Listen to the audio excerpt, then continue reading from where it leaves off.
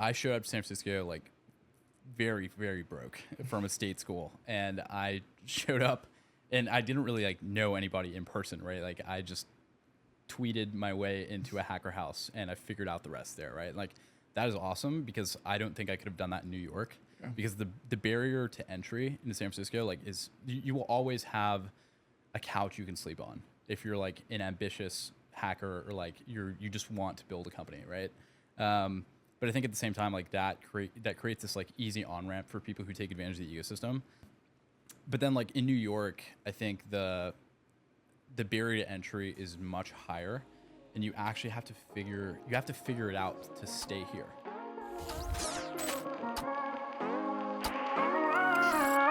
Welcome back to Season 3, Episode 15 of the Turning Pro Podcast. Today we have Nico Ferreyra, who's the co-founder and CEO at Default. Thanks for joining us today, Nico. Thanks for having me, guys. No agenda. Just straight riff. Can we talk about your upbringing? Let's not talk about tech for a second. Okay. Like, where were you born, grow up? Take us through that. Okay, cool. So I love when immigrants come on the pod. Yeah, dude, it's a good story.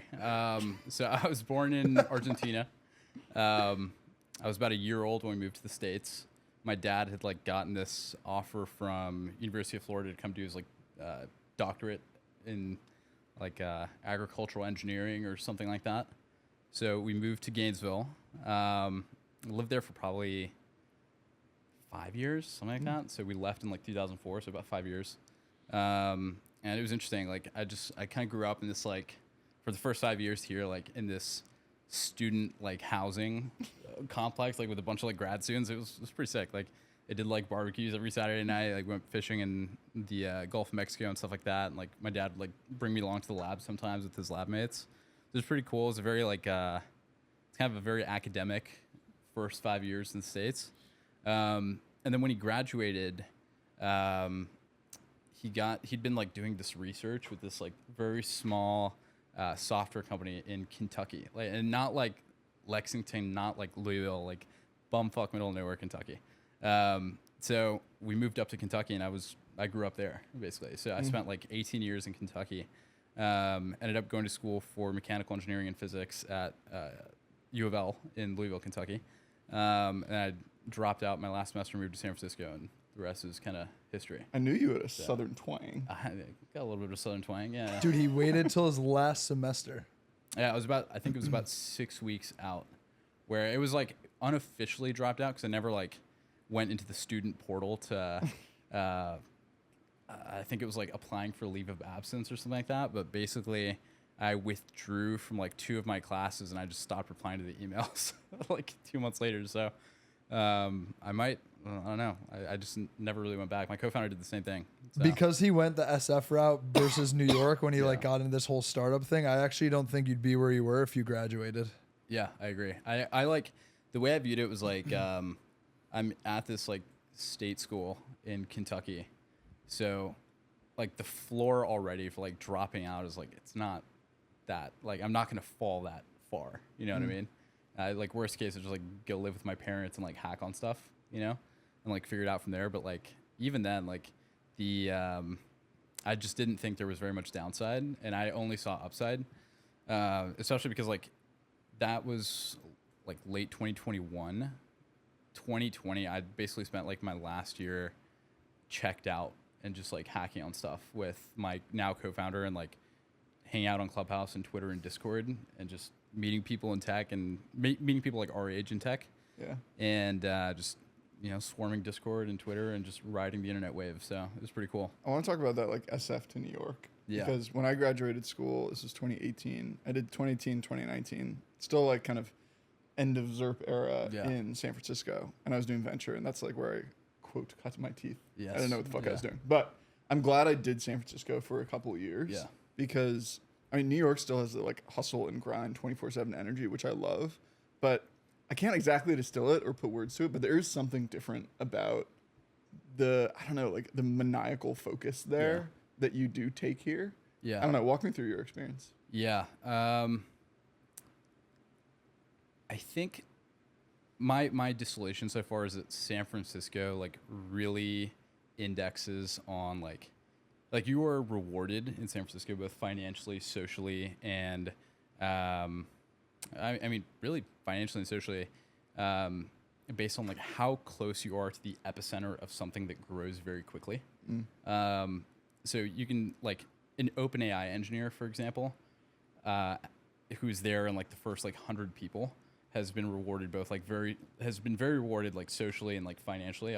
The stock options are, their last round's like at 100 bill or something like that. So, whereas like here, I think it's a little more like, it's a lot more like institutionalized. I think like you're rewarded both like socially and financially based on like how close you are to that. Like when you first get to New York, or like if you're from New York, like if you come from like the sort of like cream of the crop, like, you know, S tier like school or like S tier investment bank or something like that.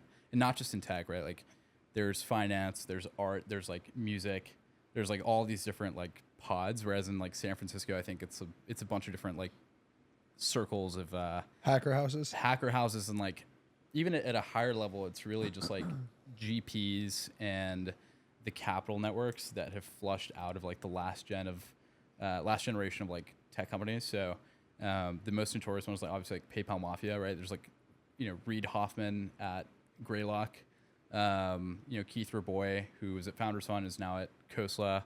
You know, Vinod Khosla, who was on the board of Square, actually, who's, you know, sort of a derivative of PayPal.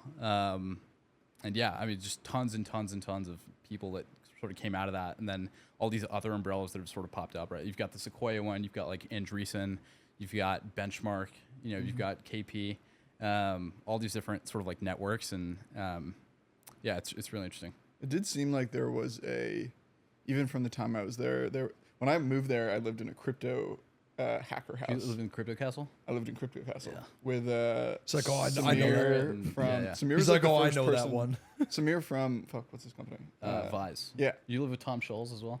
No. Okay. Him and good buddy. Oren. So like the fund I was at, Orest was a co-GP there. Oh, cool. And Jeremy Gardner was a co-GP there from Awesome. And Samir was like the first person I met. He was like 16 at the time or something. Yeah. But it did seem like there was it wasn't just like even the people that are grinding in New York, it still does stop at like 8 or 9 p.m. maybe not everyone. Yeah. But it seems out there was like like all encompassing every single day. Maybe not working as hard, but just like it was everything to them. Which I think you learned something from that. I definitely think the intensity of work is higher in New York. I would agree. But the intensity of like focus and obsession is higher in San Francisco. So I think like if you start off in a place where like you develop that maniacal focus and like obsession with your craft, and then you move to a place where like you actually just work harder, I think you're in a much better spot. Yeah. Because I mean, my co-founder and I, like, we still stay at the office until like 2 a.m. Right? That part has only it's like gotten more intense like since we moved to New York. Whereas like in San Francisco, I think less founders we saw at the time like working weekends and staying like really late at the office. I think especially like in our like vintage, I guess, there was a lot more like Zerpy behaviors. Like we saw a lot more founders like taking trips, like being like very extravagant and stuff like that. But now I think there's a lot more like hard work in San Francisco, at least from like what I've seen from like my close founder friends. Yeah. I think you described, when we were in the Hamptons a few weeks ago at that retreat, you described it to me, which I thought was interesting, where in SF, it's a lot more like billion or bust. Yeah. Like you're chasing the next OpenAI outcome. Right. Whereas here, I think there's a lot more people that are like building more sound businesses. I agree with that. And this is another point I want to make, that in San Francisco, I think like there's this sort of like all-encompassing like, you know, grandeur. Like you have to go for like billion or bust, or like 10 billion or bust, and like that has to be like what you're going for to raise money, to like hire, etc. And to just be able to have founder friends. I think like nobody really wants to work with people that are just doing like small things in San Francisco, I think. But also at the same time, like that is a fatal flaw, I think, of San Francisco, because there's so many people who hide behind that as like a way to take advantage of the ecosystem. Like the beauty of San Francisco is also like one of its fatal flaws. Like I showed up to San Francisco like very, very broke from a state school, and I showed up and I didn't really like know anybody in person, right? Like I just tweeted my way into a hacker house and I figured out the rest there, right? Like that is awesome because I don't think I could have done that in New York because the barrier to entry into San Francisco like is you will always have a couch you can sleep on if you're like an ambitious hacker or like you just want to build a company, right?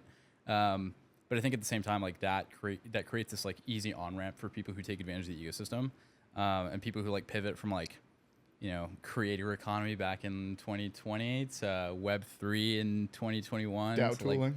To DAO tooling to forgot that one. to now AGI. Like there's like I've seen this progression like happen so many times. But then like in New York, I think the barrier to entry is much higher, and you actually have to figure it out to stay here, right? In San Francisco, if you like don't mess up that bad, one of your friends is always going to hire you. And is going to give you some like bullshit VP role. So you can like, you can coast for like 18 months, like invest at your friend's company. And then they're going to be your first angel check. And then they're going to intro you to the lead investor who led their like Series B or whatever. And then you're going to go start your next one. It's just like a recycled recipe. That's like the formula for San Francisco. So there's like always that backdrop. But in New York, I think that is not the case. And I think as a result, like the companies here who like figure it out and are able to build like a very sound like economic engine, and they're a lot more commercial like earlier on. Like they stay here longer because the city's so expensive to live in, right? Like you can't just not figure it out and be paying $4K a month in rent for 4 years. It just doesn't work like that. So I don't know. I think the result of that is like you see like more of the seed stage companies in New York are a lot more commercial leaning, and as a result, you see more high quality seed stage companies who have like $1 million or $2 million in revenue before they've raised, more than 2 or 3 million in seed funding. Yeah. Right? What about socially? Socially in New York, The difference. New York is like it's very, very, very different. It's just a completely different world. Here, like I have a lot more friends in like finance. I have lots of friends who like work in art and like film and stuff like that, which like I didn't have in San Francisco. And San Francisco is like way more of like a social echo chamber. But at the same time, like those aren't the people I hang out with every day. I hang out with like founders. I hang out with like people who work at startups.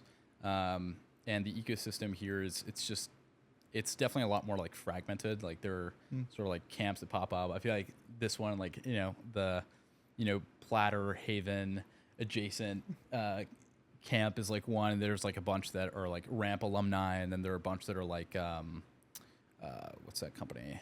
There's like this health tech company from a while back. Row. Yeah, there's Row.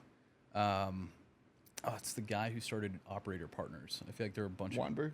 Yeah, his last company, Flatiron Health. There's like a bunch of other companies that like spun out of that. And I feel like there are all these like camps of founders. It's just kind of all over the place and like not centralized at all because the city's like way bigger.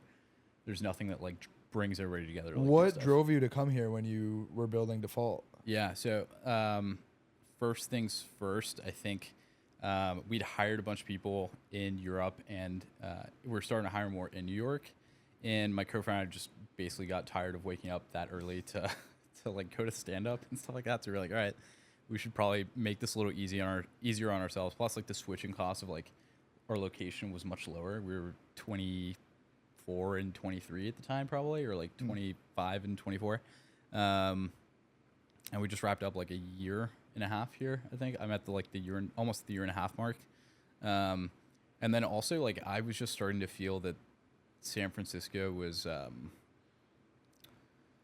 it was not doing it for me anymore, and like I think there was way too much of specifically like founders of like my age and like our age, like who were indexing on the wrong things, and that was the group that I was in, I saw it as like much easier to like move to New York where I already had like some of my best, like the friends of mine who were like some of the best founders I know were here. It was a much easier decision for me to say, all right, let's just like hike it to New York. Like worst case, I stay there for like 2 or 3 years and I hike it back to San Francisco. But I show up, I build a great team in the city that works hard and works a lot and figure stuff out. How has that affected maybe some of the like external pressures that you were feeling maybe in SF, or like how the self-talk has changed by being in a different environment? It's definitely helped a lot. I think when I moved here, probably 3 months after I moved here, I stopped focusing a lot on what the outside or external perception of default was. And what that was sort of a forcing function for us, like doing a lot of like smaller things better. Because like the company we're building is like, it's not one where we can cut corners and like still be successful. There's a lot of stuff that has to be true for us to win. And I think in San Francisco, like the especially at the time, like we were in a sort of not very good funding market, a lot of pressure from investors to sort of like commercialize very early, even though like our product just wasn't ready yet. Like we spent like almost 2 years basically building a product before we onboarded or before we like launched publicly. And I think we're much better off having done that in New York than in San Francisco. I want to talk about state of B2B go-to-market, and let's start with default. And so you guys go live. What were the distinct phases where you kind of noticed a change of inbound activity picking up? Yeah. What were kind of those phases for you thus far? I guess for us specifically, or for default, just companies in general? Yeah, so we didn't want to go live until we could dog food our own product for ourselves for like the first 18 months of us being in market. That was a very high bar. And I do think, if anything, like we launched maybe too early. Because initially we set off to, consolidate this like very fragmented cost center for RevOps and marketing teams specifically, which was like inbound tooling. So you think like the form, on the website, which you usually like, for a more mature company, you'll buy like a marketing automation platform like HubSpot or like Marketo. And like you're starting to see like a little bit of like the CMS world, like starting to eat away at like the form element. And then, there's this other layer underneath, which is like the API calls that happen like from the form to either the marketing automation platform or the CRM, or with something like Zapier, you're basically piping the data that you're ingesting downstream. And then there's this sort of like client side, or like, prospect facing side, which is like the scheduling element, right? And what we knew is like the complexity of this workflow scales very non-linearly, like as your company grows, because you start adding more sales reps, you start baking in like territories, your CRM data starts to get kind of shitty. You start rolling out segments, you start rolling out new products, and then like the way of, the workflow, which at a high level seems like pretty simple, just getting the right lead to the right person on the sales team, that just gets way harder as your company grows, and it becomes incredibly expensive because you just buy all this tooling that is like the best at doing like one part of that workflow, and you end up like paying like $600K a year for that workflow. Which is like this company we talked to back in December like told us that we're paying $590,000 across these 4 products, which is just scheduling, routing, marketing automation, and then like lead enrichment. And we were like, oh shit, okay, well, we can do all of this right out of the gate. So, it's something that we sort of like gradually built into. But in terms of like how the volume has picked up, like initially we were having like, we would get like a few inbounds a month, like maybe like 10 to 20 or something like that. When we launched, we got hundreds. And I was able to close like probably like the first like 30 or 40 customers myself, like off of the first probably like 2 to 3 months, like following the launch, something like that. Which in hindsight was probably like too much for me. I should have hired an AE sooner and like brought somebody in who could help me not only like write the playbook, but make it a lot better, because there was a lot of stuff I was doing incorrectly just by being like a first time like seller, right? But now, I mean, we get like a steady drumbeat of probably like 5 to 10 inbound demos booked a day. A day? A day, yeah. What things are fueling that? What inputs are you guys doing? Obviously, there's just like compounding brand in the market. Now you have customer referrals kicking in. Yeah, I think that the best startup marketing pre-Series B is some derivative of like the hero's journey.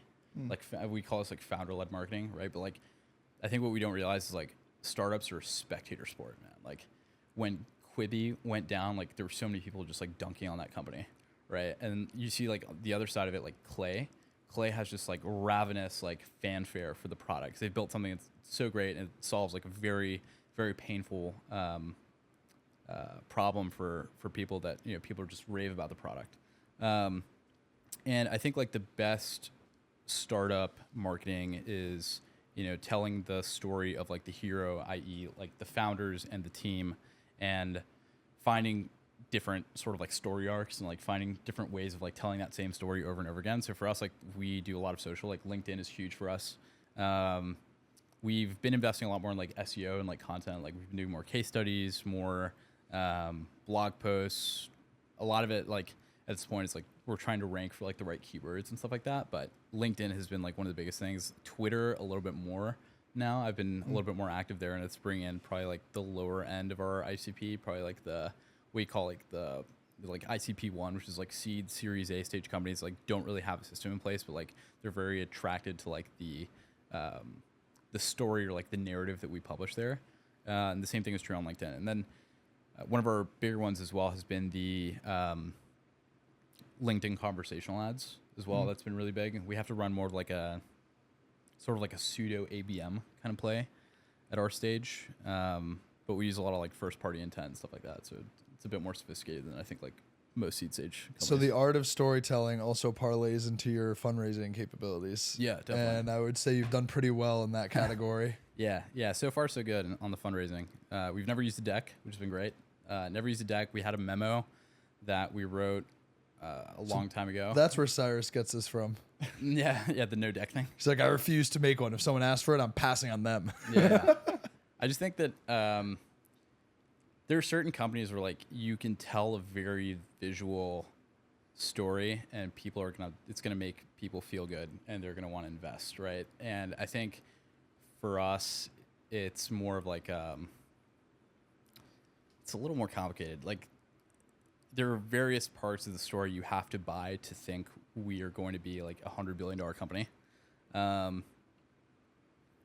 That is so hard to put into a deck. I'm also like, I don't know how to do that. I don't know how to put this stuff into a deck. And like, I really like long form writing.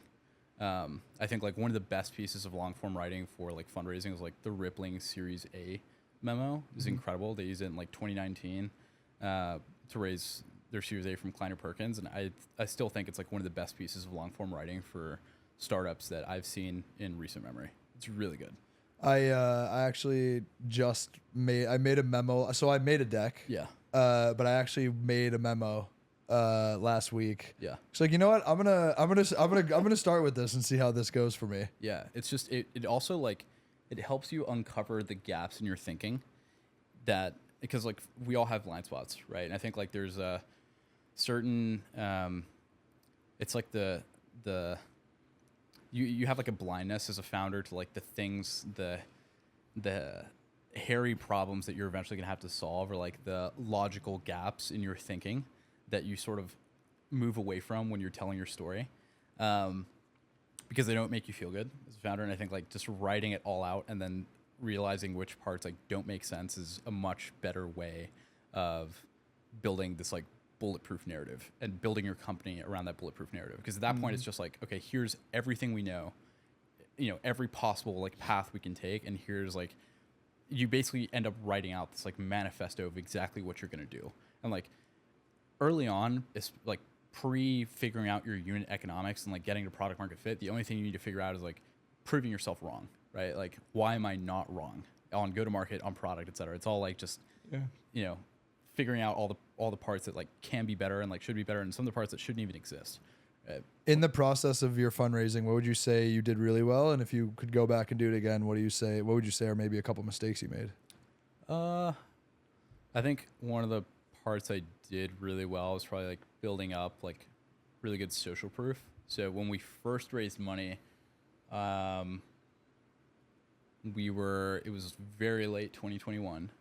And I had just moved to San Francisco. So like I didn't really, I had like no real idea of like what I was doing, but I like saw a lot of patterns in the fundraising stories I'd heard and a lot of what like much smarter, like much more experienced founders had told me around like social proof and like, you know, building momentum going into a fundraise. Like one of the things we did is like I went and cold outbounded a ton of go-to-market operators, folks who worked at Figma, folks who worked at, you know, Airtable, Notion, Ramp, et cetera. I was like, hey, I'm raising money for this company. I know that you all have this problem because I am looking at your website and I see that you're not making it easy for your demo hand raisers to book a demo with your sales team, and you have, you know, 100 people on your sales team, so there's an obvious disconnect here.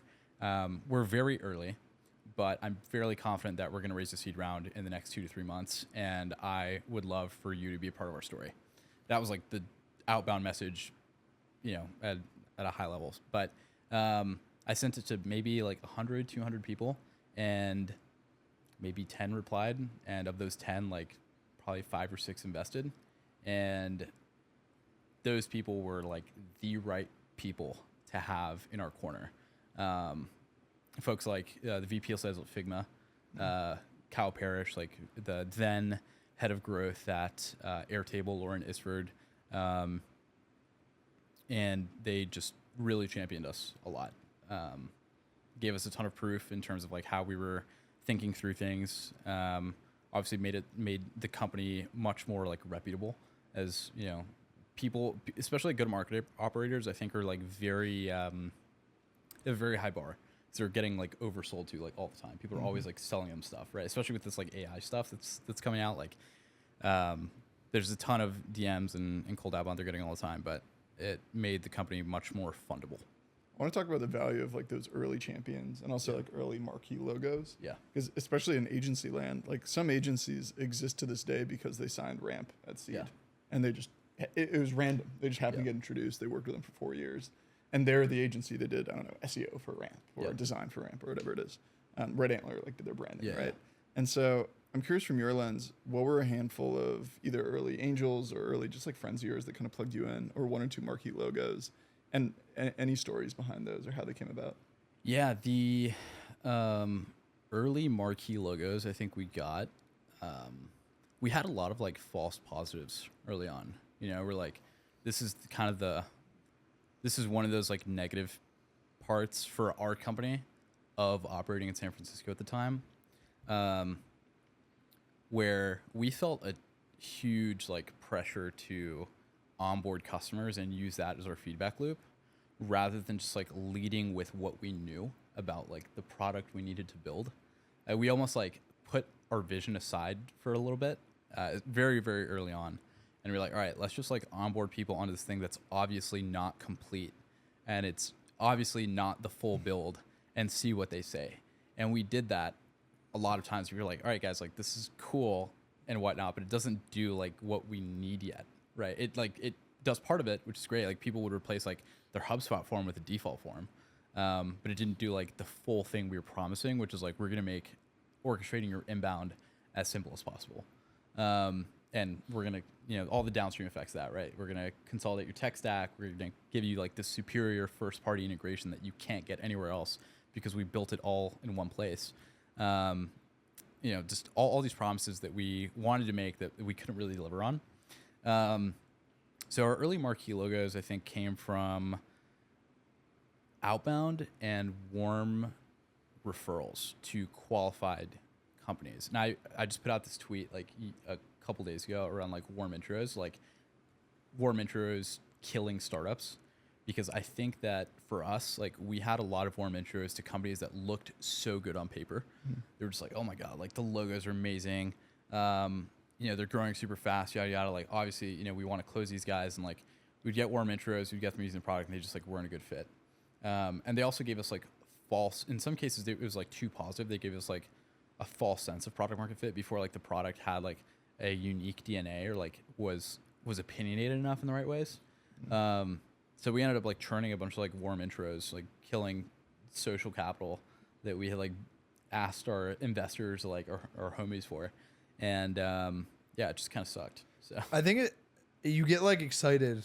Yeah. Because you know you have access to these people. Yeah, exactly. And no one's patient because everyone wants to get everything done yesterday, and you're just like eager to get out there. Yeah. Versus just like it takes humility to like wait to play your cards right Yeah. at the right time. Yeah, 100%. Which is something that I've like tried to grapple with over the last couple of years as well with building Platter. Yeah. I think from a customer acquisition lens, the thing that warm intros are always great. Like if Platter gets a warm intro from a customer, on one hand, you're like, that is a great signal that our customers love it well enough to introduce. On the other hand, it is not a repeatable go-to-market motion or acquisition vehicle by any means. And so anytime we're like, I always look of like customers we were recently closed of like the past 3 or 4 warm intros. Yeah. I'm like, all right, well, our content's broken, our social's broken. Yeah. Our, we index heavily on like meeting the right investors. That channel's broken. Yeah. Like, why are none of these converting? So on one hand, it's great, and then the other hand, it's like pretty scary from like a repeatable lens. Yeah. I think also like the way we frame this internally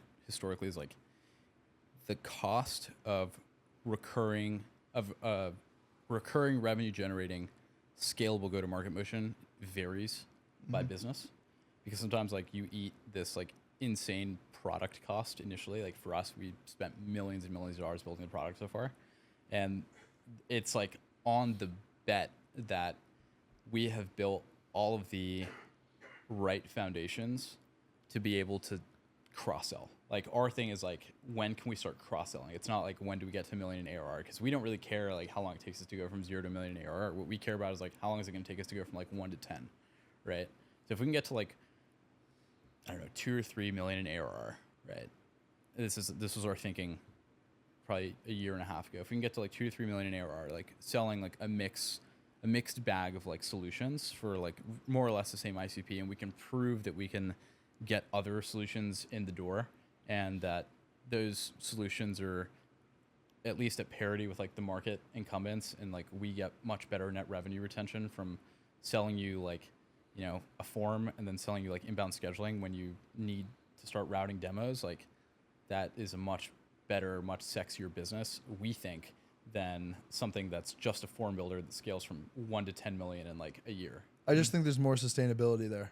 There's because you have the proof points that like if you're able to successfully cross sell, that means that one of your products at scale can be a loss leader to just like get brands into the ecosystem to sell other things. Which I'm dealing with that in real time right now. Like we're launching a new product that's in beta right now, and we pitched it to our 5 largest customers, and every single one said yes. Yeah, which was like a really good signal. It's a very good signal that like because our hero product is the least scalable product that we have, but the stickiest product that we have. Yep.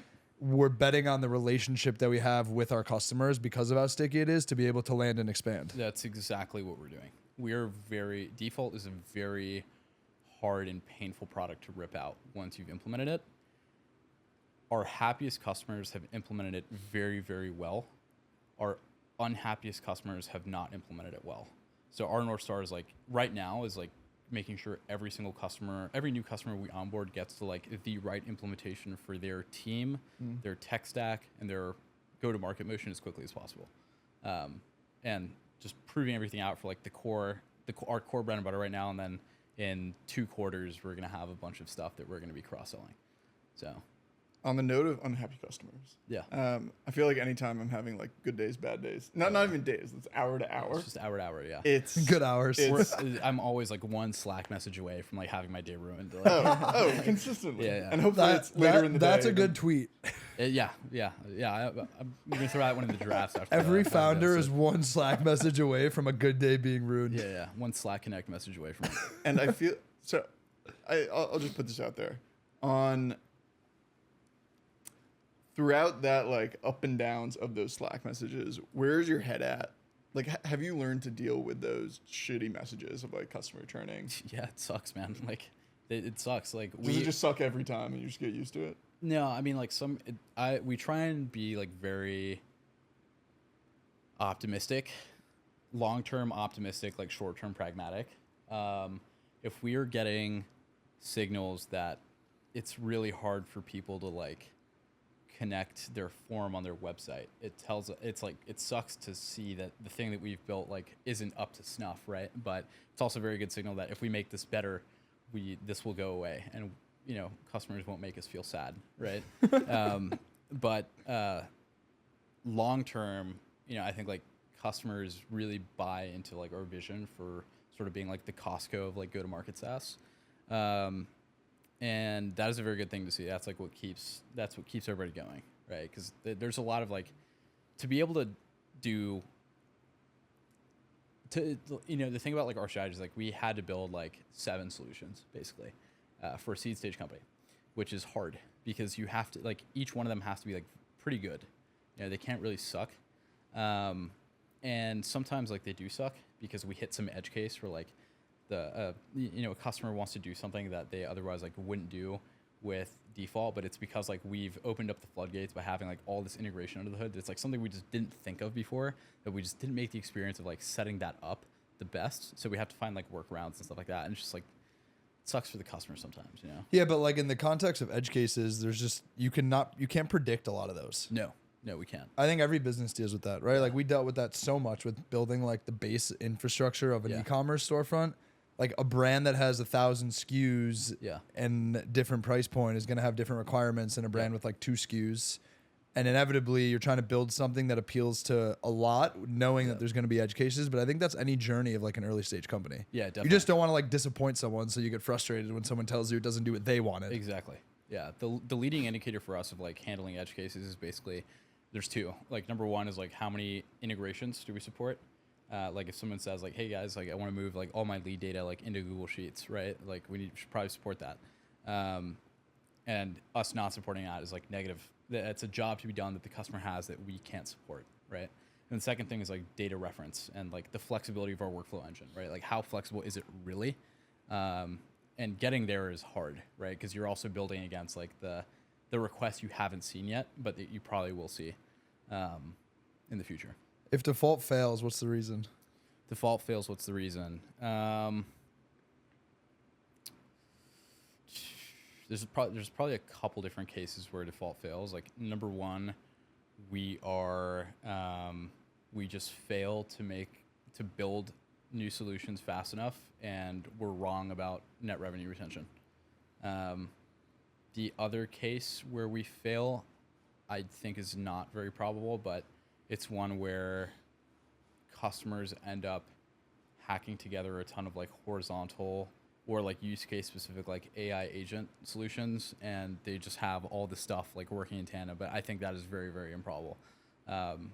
Running out of money, I don't think we're going to be there, at least not for the next 4 years. That won't be your issue. Won't be the case. I think it's really going to be like failing to build the right solutions and take them to market the way customers need them. Was there a point in the journey so far, this kind of touches on like turning pro moment, where you realized that you were like, all right, I'm like a half decent operator, versus like early days where you genuinely had no idea what was going on? I think it's ups and downs, right? Yeah. Like there's some days where I'm just like, dude, we have to figure this out. Oh my God. Like we have like not touched this yet, and we need to figure out this part of the business equation. And then there are other days where I feel really good, and I'm like, oh yeah, this makes total sense. Like, good job. Been selling 3 years, going great. Yeah. And then you get the Slack message. And then I get the Slack message, and I cry in a corner. Yeah, that's how it goes. So, yeah, I mean, I think it like waxes and wanes, right? There's definitely been like a very low point like 2 years ago where I was like, oh my God, like what did we sign up for? Sort of like looking ahead at like the roadmap, and there was a symptom of us like not hiring the right people fast enough, which we figured out. We just hired more good engineers, and got back to it. What does your day-to-day actually look like? Because I feel like if someone's just seen you on social, they see you ship posting, they see you at the Haven retreat in the Hamptons, they see you on this podcast. Yeah. What does it actually look like? What time are you waking up? No, that's what time it. are you going to bed? That's what he does. That's all It's I do, just actually. Wake up, Twitter, pop out to the Hamptons.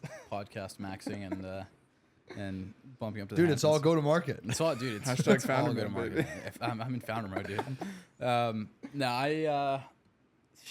I think like right now I'm moving. I'm in this like awkward transition phase away from like founder-led sales to more like founder-managed sales. So it's uncovering a lot of half-baked processes and a lot of half-baked processes under the hood of just like how we sell and how we market. And then also a lot of areas where like I've not done a very good job of moving information like from my brain into like our go-to-market team's brain, and then like our support team's brain as well. So I'm working on that, but then also I'm unironically like in founder mode, like on product stuff. Like one of the biggest mistakes I have made, I think, is stepping back from product, not as in like not doing any product, but like not being very prescriptive about like what we needed to do, and like, you know, still caring about like the details, which, not to say like our team can't do that, because I fully trust our team and whatnot. I think it's just like I have the most information asymmetry out of everyone across the team. Like I understand like our customers' pain points really well, because like I do the support, our workflow specialist does the support, and then my co-founder does the support, and that's the support team. It's like us three, and like occasionally, you know, someone else from the team for a more technical you know, customer support inquiry. But I know what customers are running into, and I know how we design things in the past, like before our designers like showed up, and I know how we, you know, how and why we chose to build things historically, and like why past solutions didn't work. So it's much easier for me to just like be in the details and like have a constant feedback loop, like with our design team, with our engineering team, et cetera, than like letting them figure it out together. Because eventually like we will hit that point where like everyone knows each other, everyone has built up this like historical backlog, and like, you know, a good enough like index of like all the product decisions and like the minutia and stuff like that. But for now, I'm still in founder mode. So I feel like I'm just starting to see the results of, because we launched like 2.5 years ago. Yeah. And our exec team we hired about like a year and a half ago, and our VP of Ops I think was the first exec hire. She's been here like a year and a half. And only now I'm just starting to see, she's always been very good, but like the institutional knowledge build up, I feel like I'm only really starting to see her real potential, where it's like, holy shit, like, you know way more than I do, because you've been across every single part of this business. Definitely. It's like a cool moment when that starts to happen. Yeah, we see that too with our team. Like some of our earliest engineers are, you know, they're still on the team, and they have all this context on why we built stuff way back when, because they owned that project. Now they've like moved on, like they've kind of like specialized. But like a good examples, like we just hired this, you know, A player from Klaviyo. You know, he's a machine. You know, he's really, really good, incredible engineer, incredible teammate.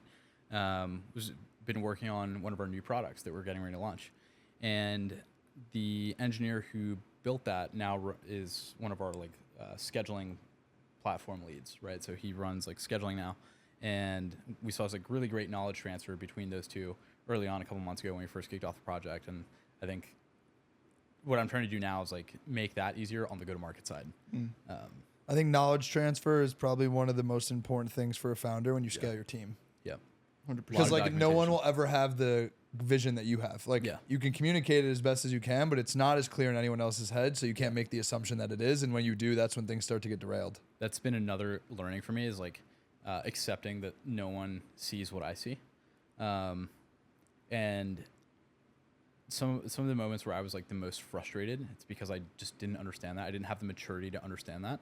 And I was putting like unreal expectations on the team to like know exactly what I was thinking, because I was like talking about it all the time. But like people just see things, and they see ideas, and they see your thoughts like very differently than you do, because of all the context they do or don't have, right? They have like, everybody has like historical biases and like, you know, different frames of reference for like different things we tell them. And no one can sort of see exactly what you mean. So you got to go out of your way to. As you've honed in on your ICP, I feel like early stages there may be an ICP that you want to focus on, maybe because you like hanging out with that archetype of person, or you like building for them. Like that's something early days of Verbatim, we'd work with just like the CEOs directly. Yeah. It was fun because it was my friend. It was awesome. And we just chop it up on like go-to-market strategy. And now, even though we still love our seed stage startups and we can do a good job for them, the way better customer for us is a head of marketing at like a Series B company. Because if we do a good job, they're going to stick with us for like 2+ years. And so it's an awkward transition that we're going through. It's almost like two separate products. And so I'm curious, have you guys gone through a similar thing? Because I'm sure you loved selling to your homies. Dude, I love selling to founders. The founder sale is like my favorite sale. It's a close call, but it's like my favorite sale, because I go in, I can speak their language. I built this product like for myself initially, or we built this product like for Victor and I, and like what we faced our last company. We had like stitched together like Typeform, Calendly, Zapier, Clearbit, HubSpot, customer to IO, just like all this stuff.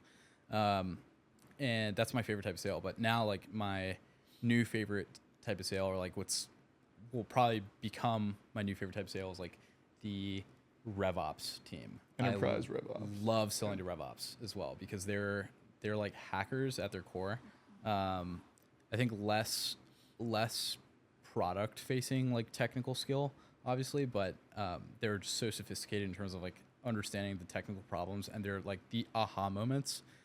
We will have like 4 or 5 aha moments like over the course of an initial demo call, where people are like, oh my gosh, like you're telling me that this weird like Salesforce automation we built like 5 years ago from some outsourced like RevOps agency that no one knows how to audit, no one knows what it does, I can just turn off and I can just make it a branch in this default workflow.